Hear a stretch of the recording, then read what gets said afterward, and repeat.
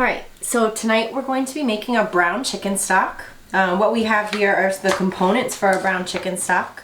We're going to start with obviously chicken parts. We have chicken bones here. A carcass and some wings are definitely ideal. If we had some chicken feet, that would be even better. This is where we're going to extract the gelatin, which will give our stock viscosity and some body, nice complex flavors. Because we're making a brown stock, we're going to want to roast these chicken bones. So that's our first step, is to pop these bones right into the oven. See that quite a lot of fat comes off of them, which means I don't really have to worry about lubricating them with any oil. It's going to take some time for them to roast, and so while they're roasting, I'm going to work with my mirepoix and my bouquet garni ingredients. Alright, so basic mirepoix. We're going to start with the onions. I have a couple different types of yellow onions. One is a sweet and one is just a regular yellow onion. The yellow onion is just slightly smaller and a little more pungent, whereas these Vidalias are a little bit more sweet. You can tell they're a little more bulbous. First things first, I'm going to trim the ends. Because I'm working on just a mirepoix, a basic mirepoix for a stock, I'm not really concerned with having perfect knife cuts. I'm really just trying to get through these vegetables and rough chop them, rather large pieces, because they're going to be cooking for several hours, because it's going to be a roasted chicken stock. That's going to cook anywhere from 3 to 4 hours, and so if I were to dice these onions very small, the flavor would get extracted really quickly. Notice I do have a scrap bowl to my right, which is going to help to keep my board nice and clean. Cleaning my board will be something that I'll do throughout the entire process of prep. Again, I'm going to keep these pieces rather large. Same goes for these Vidalias, just trimming both the root and the tail. Slicing the onion in half and then placing that onion onto its flat side so it's not rolling around the cutting board. I always just like to get these onions off the board. Having a nice clean board makes it much easier to have proper knife cuts. Peeling that outer layer.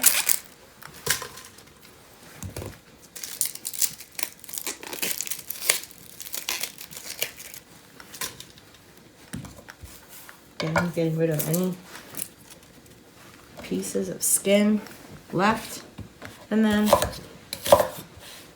just slicing it in thirds. Finish with kind of set aside in a nice safe place. Alright, so next we're going to be working with the carrots. The carrots also I'm going to be peeling first. I like peeling directly into my waist area rather than doing it right onto my cutting board. I like just trying to do anything I can do to contain that waste.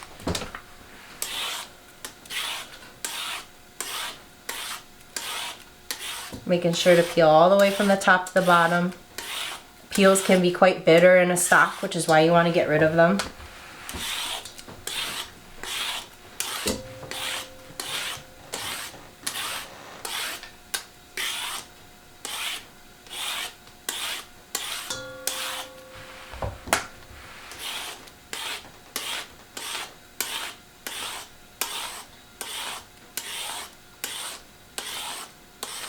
Okay, now that we've gotten all the peels off, we're just going to trim either end.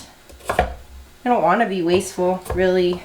There's a lot of flavor in this carrot, and so I'm just clipping the ends, setting them aside. This is compostable waste here. And then I want to just cut these also into like a nice rough chop.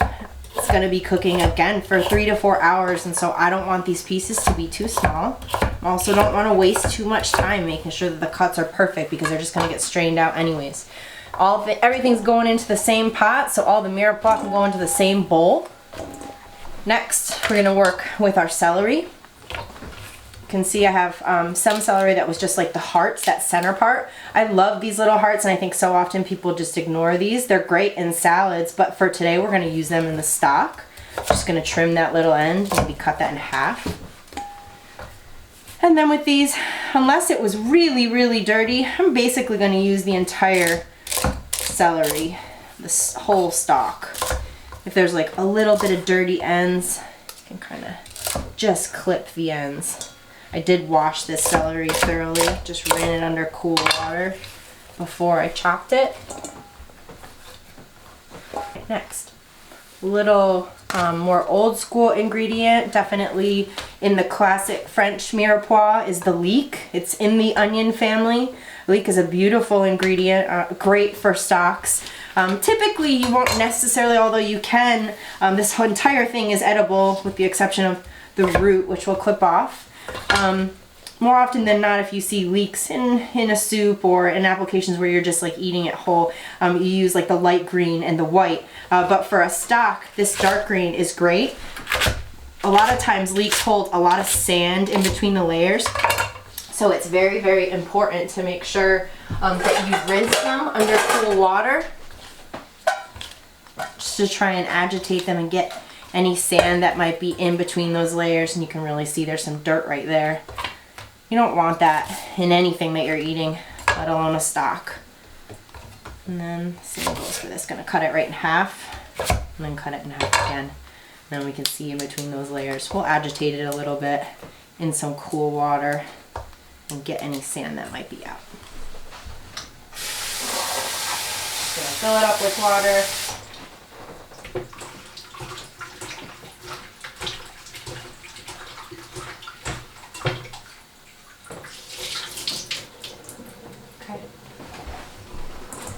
Into my mirepoix mold. Alright. Next step, I'm going to bring this on over to the pot that I'm going to be cooking my mirepoix in, cooking my stock in, and I'm going to be sauteing it in just a tiny bit of oil. Really the type of fat that you use, it's just important to know that any fat that you use is just going to kind of rise to the top. So whatever fat you use, you do want to be minimal with it, just enough in the bottom of the pan to make sure that these ingredients don't kind of dry out and start to scorch. You're trying to get a little bit of caramelization on them for a brown stock. So just a small amount of olive oil in the bottom of this pan. I am going to have it on high heat just to kind of get it going right now. I'm going to move that heat down to medium heat pretty quickly. Not a ton of oil. I can always add more if I want to, if I need to, but really don't need much. Gonna add my mirepoix ingredients. And while it looks like it's quite a lot, and it is a good amount in this pot right now, it's gonna cook down a lot as you caramelize it. And so it's good that it looks like this pot is half full with vegetables. That's how we build complex flavors. So I'm gonna put a lid on it for now. Oh. While we're caramelizing our mirepoix, it's important to have this lid on top of it. But just because the lid's on top doesn't mean that we ignore it. We want to check it out every once in a while. This caramelization process will take quite a while. So you can see some real caramelization, and this is probably going for about 10 minutes. I've taken the lid off several different times and stirred it frequently. At first you're not going to see too much caramelization, and over time it's slowly going to happen.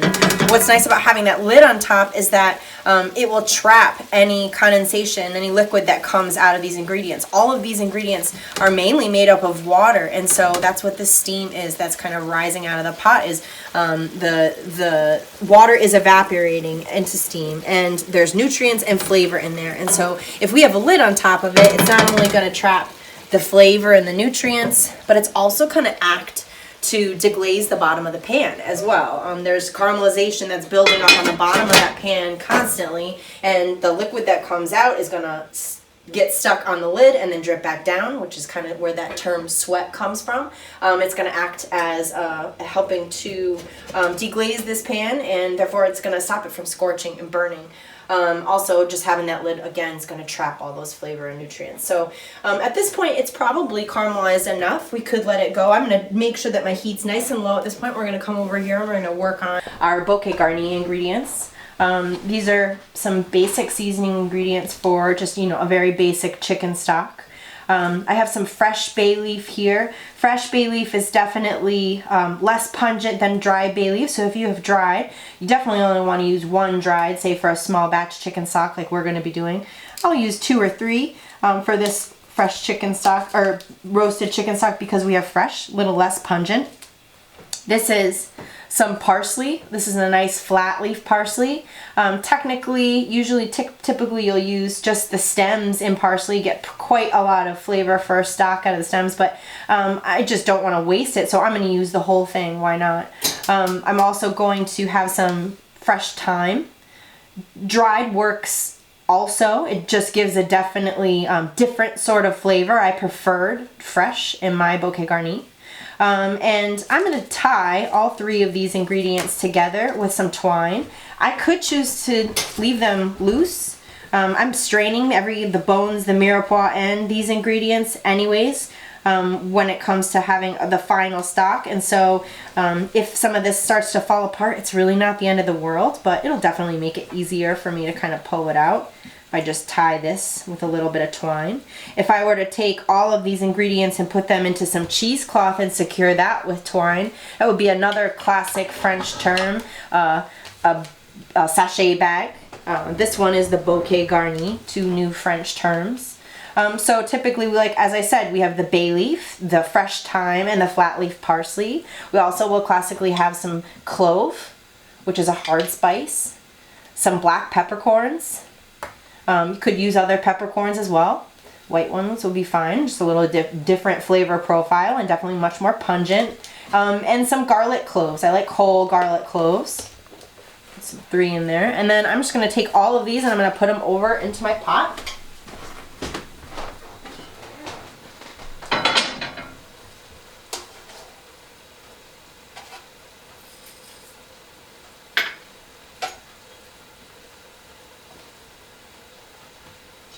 I'm going to check our parts, our chicken parts, and see how far the caramelization process has gone.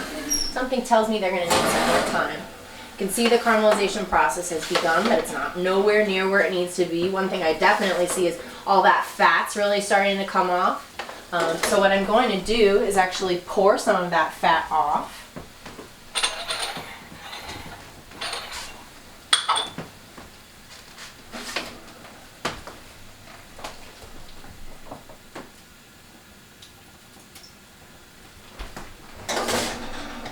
That fat would just be rising to the top of my stock if I chose to do a white chicken stock, which is one of the reasons why I prefer a brown chicken stock, because it just kind of helps me to eliminate that step. I'd say we probably have another 10 minutes at least. The darker you caramelize these parts, the darker the caramelization and more depth of flavor that you'll have in your stock. So we're definitely going to be letting these guys go for at least another 10, 15, maybe even 20 minutes.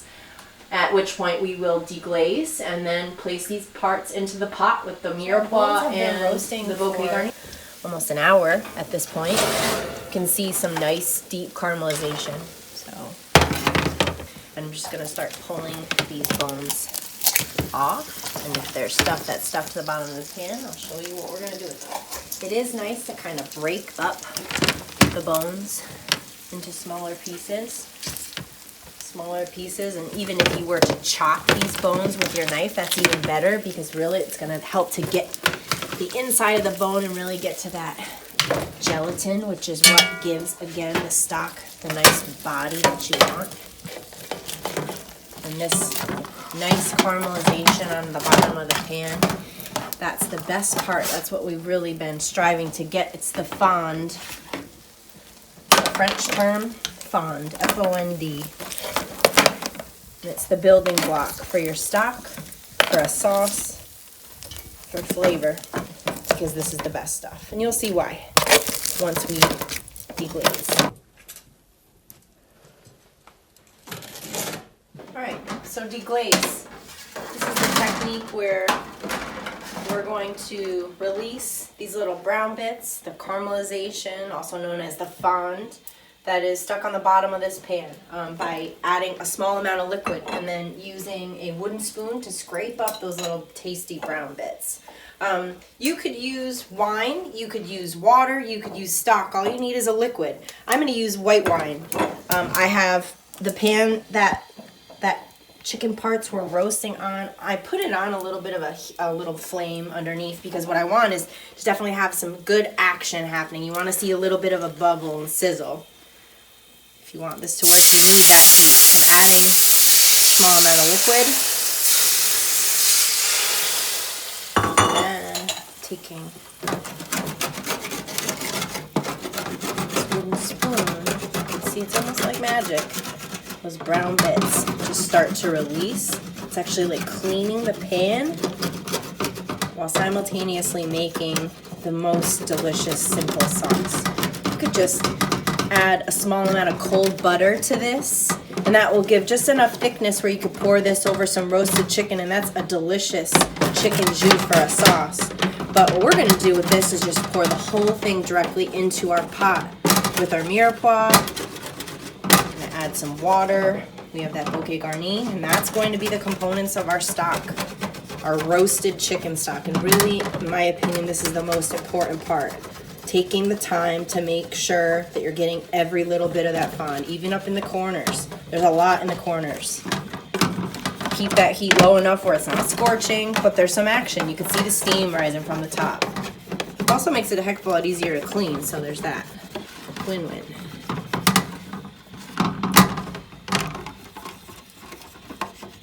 Wooden spoon works best. It's not going to scrape the bottom of your pan. I'll use likely a rubber spatula just to kind of scrape the entire thing out once I do pour it into this pot, just because a rubber spatula will be able to get into those nice corners. It's always good to know the proper equipment to use. Just makes the job easier and more effective, and doesn't ruin your equipment in the process, and doesn't waste anything. Okay, it seems like we've got every bit of fond broken up, and look at how awesome that is. So yeah, I would strain that, mount it with a little butter, and it's a perfect chicken jus. But for our purposes today, we're going to be adding it into our pot.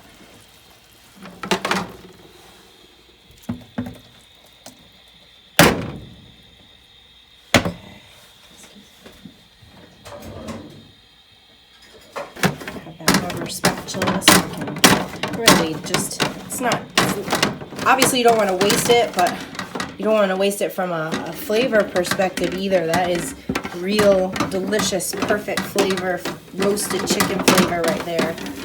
I don't want that going into the sink. If it's going anywhere, sorry, it has to go into this pot. Do the same with the other one.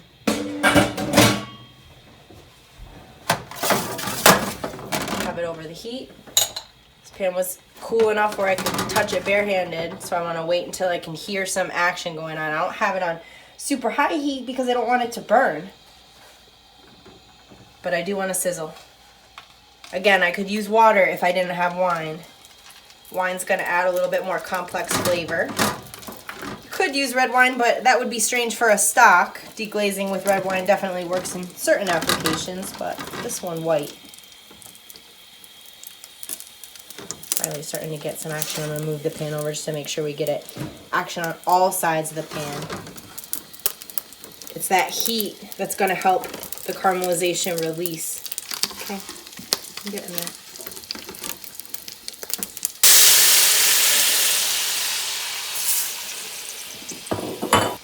My wooden spoon.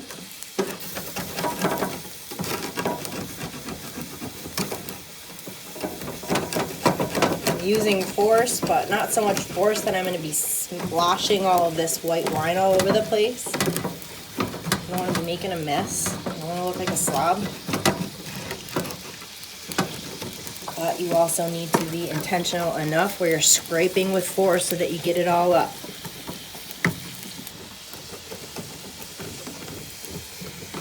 Alright, got it all.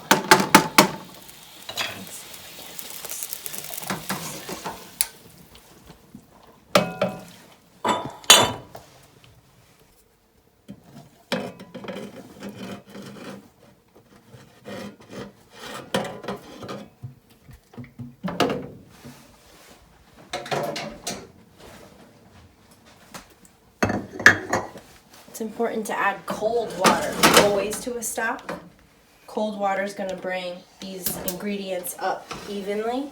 If I were to add hot water, the outside of these ingredients would start to cook and deteriorate faster than the insides, and that's also going to result in a much cloudier stock. We want a nice clear stock if it's properly made. I'm gonna add enough liquid so that these chicken pieces are completely covered. And again, always cold water. And I'm gonna bring this to a simmer and then make sure that this does not hit a boil. You do not want to let your stock boil. That's kind of one of those cardinal rules. What's going to happen very quickly, and you can already start to see it happening, is that the impurities and the fat are going to start to rise to the top. As you start to cook these ingredients down and pull the gelatin out, you're also pulling any kind of impurities and fat out of those ingredients, and they're all going to rise to the top.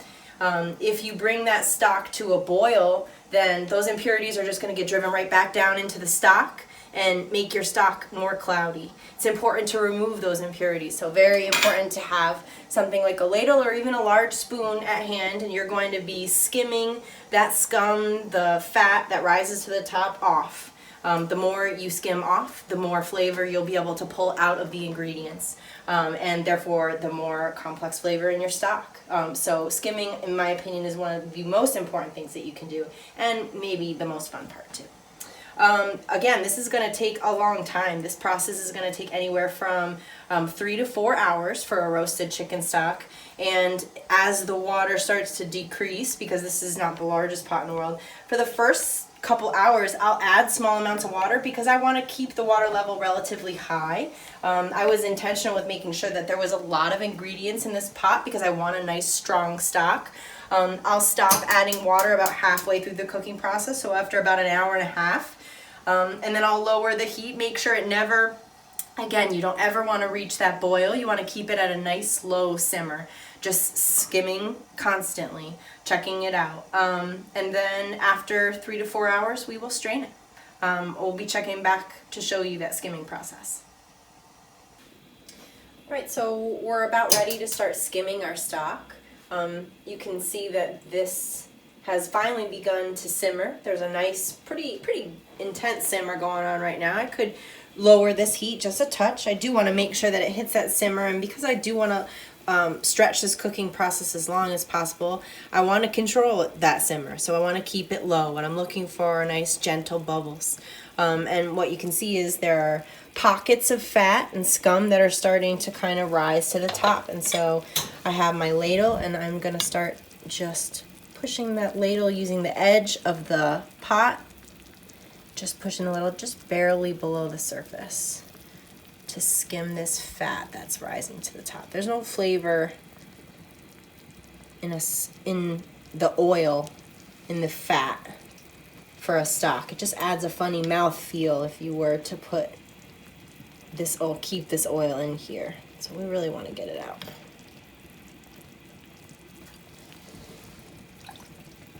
You can also see this foam, which is just kind of like a scum, the impurities from the chicken wingtips, the bones, carcass. I'm trying to make sure that my ladle just barely goes below the surface because I really don't want to get the stock itself, the water. I'm just trying to get the stuff right on the top. So it takes some patience and time. It's my favorite part of the stock making process. Skim. The French term is dépouillage. To skim.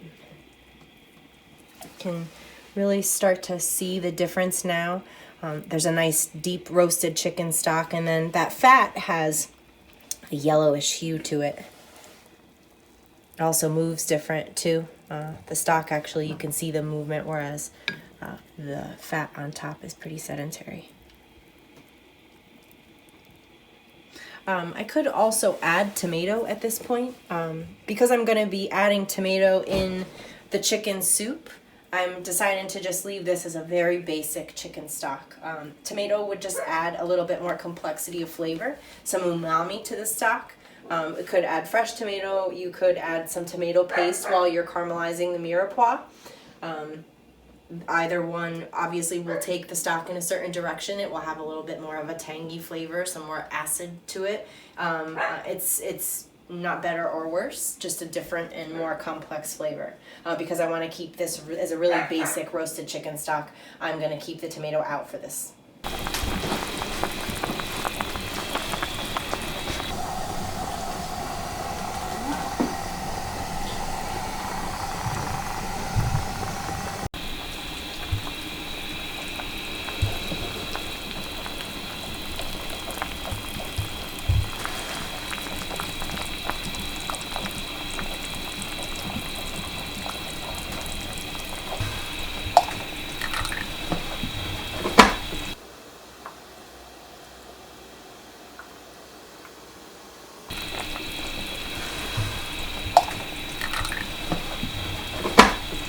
Our stock has been simmering for 3.5 hours, and we are ready to strain it.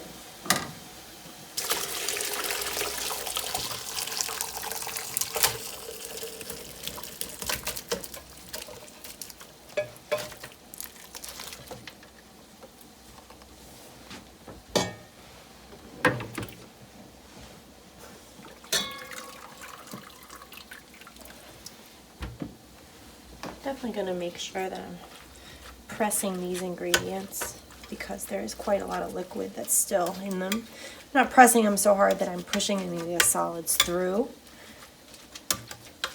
but I do want to get any extra liquid that's in there